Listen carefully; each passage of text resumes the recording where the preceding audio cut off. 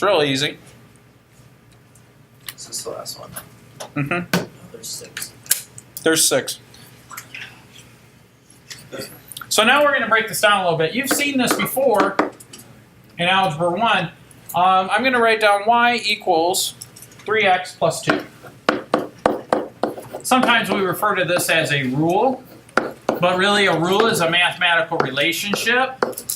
Because there's an equal sign, the left-hand side equals the right-hand side, we can also call this an equation. But really, this is a function. So in upper level math, we're going to focus on the latter. The very last one, we're going to say function, function, function. Now what that means is if I graph this is a linear equation, right? What's the slope? 3, right? Remember that this is in the form of y equals mx plus b, where m is the slope, which is really the rise over run.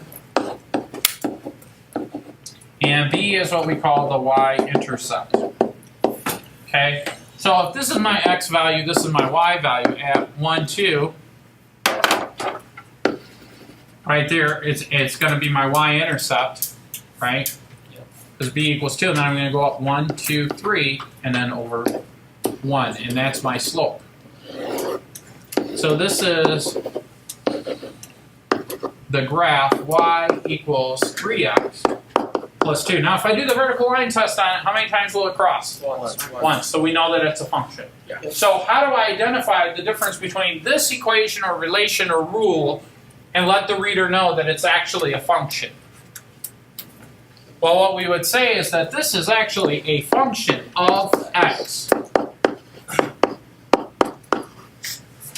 So f of x, function of x, okay?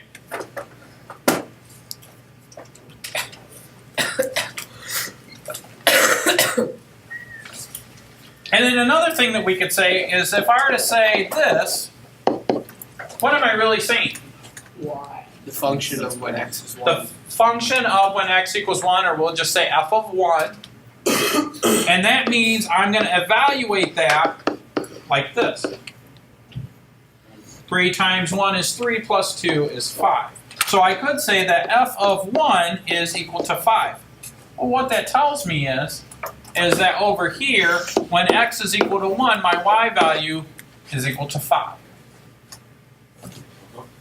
Does that make sense? Yes. Now, there's a couple more things I want to label for you guys. So let's unpack that. This isn't in your textbook, so be sure to write this down. Functions are like machines.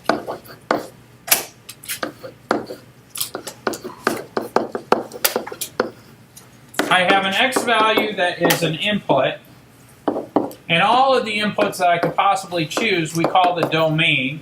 We call this the independent variable because, well, x can be whatever it wants.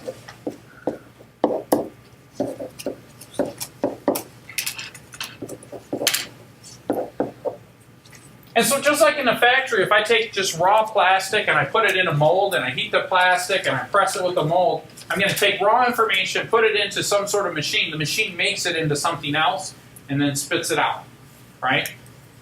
So that output we say is y, and that's the output. Well, if I say that f of x is equal to 3 times x plus 2, then my output, the value for y, depends on whatever value I plug in for x. So I say that this is the dependent variable. Now in the real world, we can compare two things that we're measuring. Right? We started by saying that, you know, how old a child is might have some sort of mathematical relationship to how tall they'll be. Well, which is the dependent and which is the independent variable? Now it's easier to determine what the dependent variable is.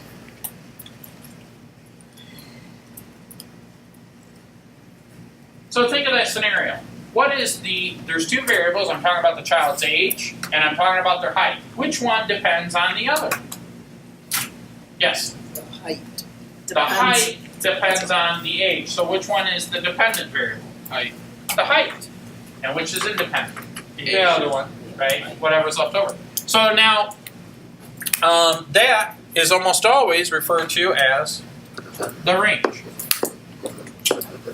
So in our previous example, if I let x equal 1, I put the 1 in here, I put it into my function, and that spits out the output. And so the mappings, the table of values, the graphs, all three of those things are a way to represent this mathematical relationship that's very special and unique that we call functions.